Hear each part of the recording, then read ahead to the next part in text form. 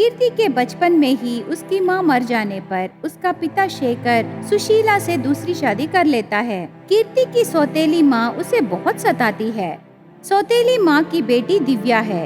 सौतेली माँ और सौतेली बहन कीर्ति को बहुत सताते हैं। कीर्ति के बचपन में कोई रोग आने पर उसके सर से बहुत बाल निकल के बदसूरत बन जाती है। उससे बाहर वालों के साथ साथ घर वाले भी उसका मजाक उड़ाते हैं। एक दिन कीर्ति उसके माँ के फोटो के सामने खड़ी रह के दुखी होने लगी। माँ, मैं यहाँ नहीं रहना चाहती हूँ, मैं तेरे पास आऊंगी माँ। मेरे बाल ठीक नहीं है ना, तो सब लोग मेरा मजाक उड़ा रहे हैं माँ। ऐसे दुखी होते समय इतने में सौतेली माँ और बहन उसके पास आते हैं। ए क्या घर पूरा ऐसा है, साफ नहीं की क्या? सुबह से क्या कर रही है रे? तब कीर्ति बहुत डर के, मौसी, अभी तक मैं पढ़ाई कर रही थी, ये काम मैं अभी करूंगी मौसी, ऐसे डरते हुए कहने लगी। कल से तुझे स्कूल जाने की जरूरत नहीं है, घर में रह के पूरे काम कर, बाहर घूम के मेरी इज्जत मत निकाल। मौसी, मैंने कुछ नहीं किया है। मैं बताऊं, परसों उस गली के अंकल तेरे माता पिता के बारे में पूछे ना, तब तू क्या बोली? वो अंकल मुझसे मजाक से पूछ रहे थे, तू जैसी बदसूरत लड़की मेरी बेटी कैसे हो सकती है? इसीलिए तू बाहर घूम के हमारी इज्जत मत निकाल, चुपचाप घर पर रहना, जाके काम कर, समझी? ऐसे अपमान करती है। वो बात सुन के कीर्ति दुखी होकर वहाँ से चली जाती है। माँ, शॉपिंग करके मेरे पैर दर्द होने लगे, मेरा होमवर्क भी पेंडिंग है माँ, मैं क्या करूँ माँ? ऐसे दिव्या पूछती है। तब सुशीला ने, मेरी प्यारी बेटी, क्यों तू घबरा रही है?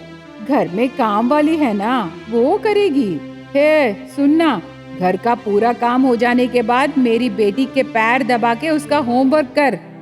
और उसे काम कहती है। बेचारी कीर्ति चुपचाप रह के वहाँ से चली जाती है।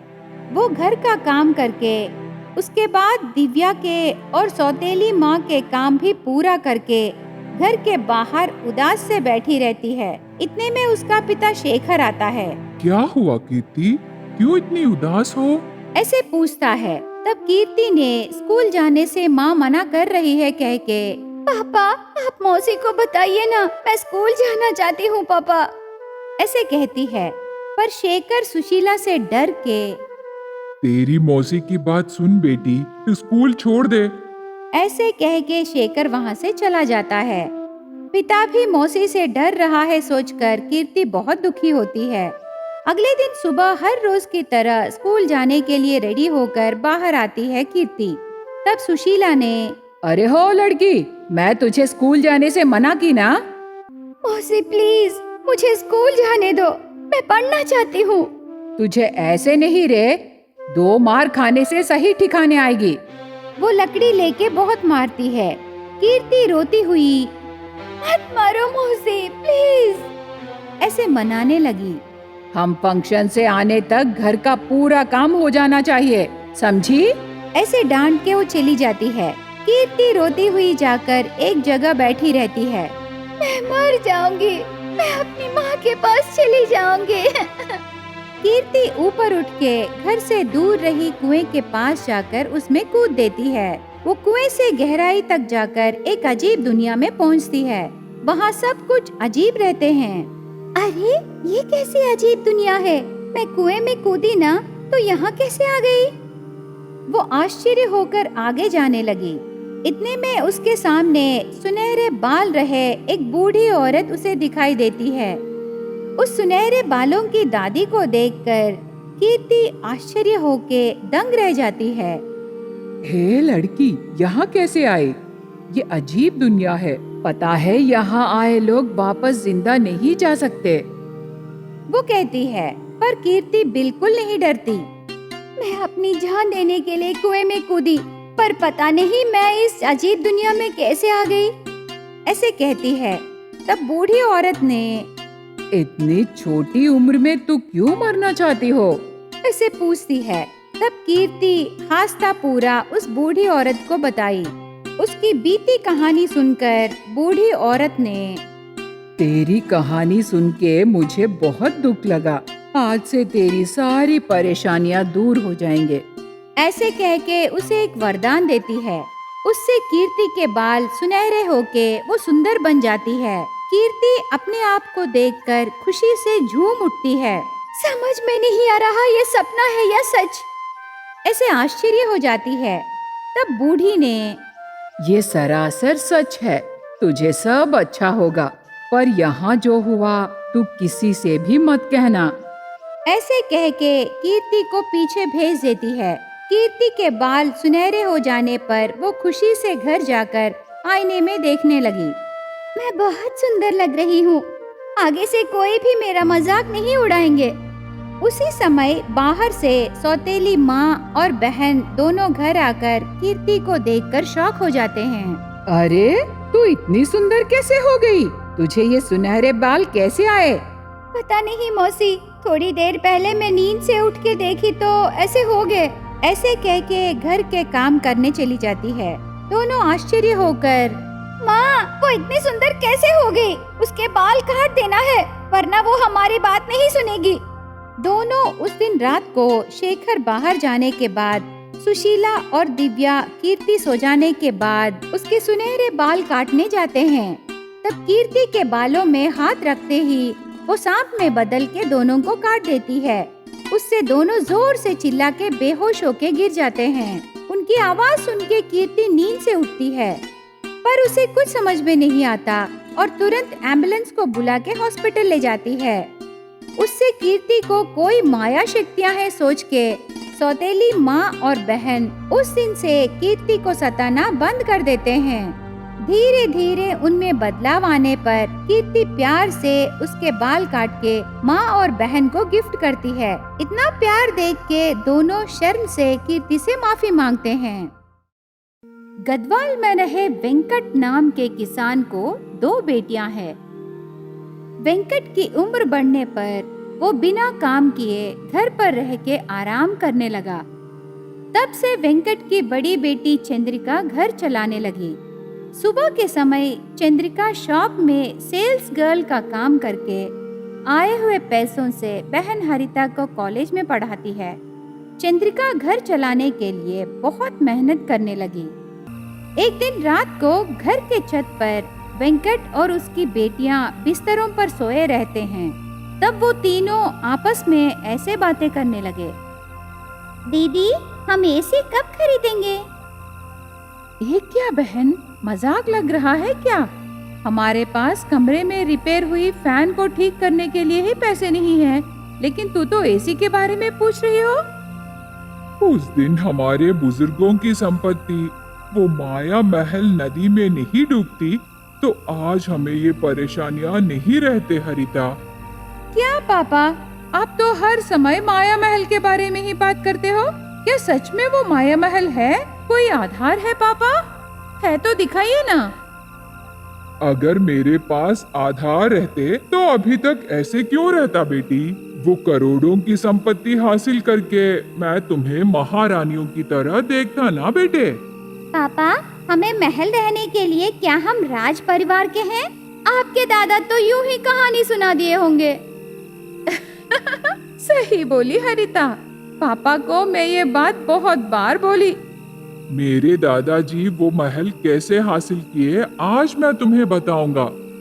बहुत पहले निजाम राजा के पास बहुत सालों से मुफ्त में काम करने वाले किसान थे। उन किसानों में मेरे दादाजी भी एक थे।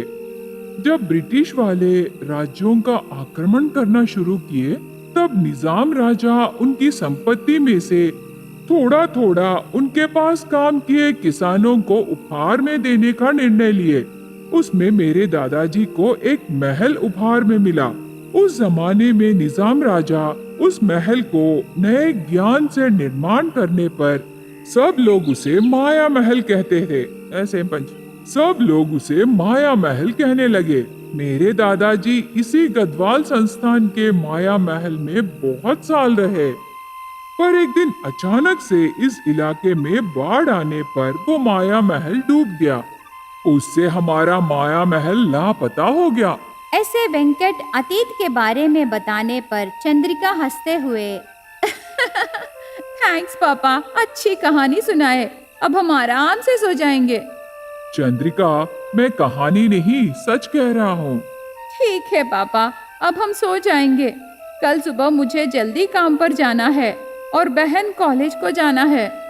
उस दिन रात को वेंकट की बातों पर चंद्रिका भरोसा नहीं करती, पर हरिता उस माया महल के बारे में सोचकर उसका पता लगाने से शायद उन्हें सोना मिलके उनकी परेशानियां दूर हो जाएंगे करके सोचने लगी। ऐसे दिन बीतने लगे। एक दिन दोनों बहनें मिलके उसके घर के अटारी को साफ करते हैं। तब हरिता को एक पुरानी लोहे की पेटी दिखाई देती है जो बंद है। दीदी, ये लोहे की पेटी किसका है? पता नहीं बहन, बहुत सालों से अटारी पर पड़ा है। मुझे लगता है ये हमारे परदादाओं की पेटी है दीदी। हाँ बहन, उस लोहे की पेटी को देखने से मुझे भी ऐसा ही लग रहा है। तो क्या हम इसे अभी खोल के देखें दीदी? शायद उस माया महल के बारे में कोई आधार मिले। देखेंगे ना दीदी? ऐसे दोनों बहनें सोचकर उस बंद लोहे की पेटी को एक फावड़े की मदद से तोड़कर खोल के देखते हैं। तब उन्हें एक पुरानी डायरी उसमें नजर आती है। उस डायरी को चंद्रिका साफ करके खोल के देखती है। तब उस डायरी में माया महल की हिस्ट्री और उस माया महल के चित्र रहते हैं। वो महल कहाँ छुपा है, पूरा समाचार उस डायरी में रहता है। दोनों बहनें उस डायरी में माया महल के बारे में पढ़कर वो बात उनके पिता से कहते हैं। तब पिता ने, आहा, कितनी खुशखबरी है। इतने दिन मेरे बातों पर तुम दोनों यकीन नहीं किए ना। भगवान की दया से मेरे परदादा लिखे डायरी मिली, वरना शायद हम भी उस महल का पता जान नहीं पाते बेटे। आप इतना खुश मत होइए पापा, हमें तो सिर्फ पता मालूम है, पर उस महल तक जाने के लिए नदी के अंदर जाना है। हाँ चंद्रिका बेटी, तो क्या हम उस नदी में रही माया महल तक नहीं जा सकते?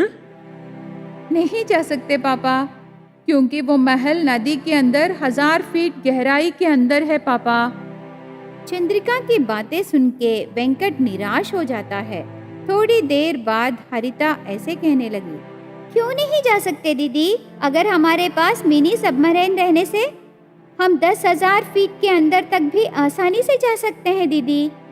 लेकिन हमारे देश में मिनी सबमरीन्स कहाँ है हरिता?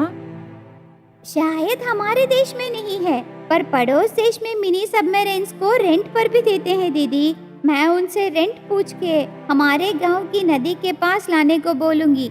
हरिता ऐसे कह के ओशन गेट नाम के पड़ोस संस्थ से फोन में बात करके मिनी सबमरीन को उनके गांव के पास रही नदी तक ले आती है।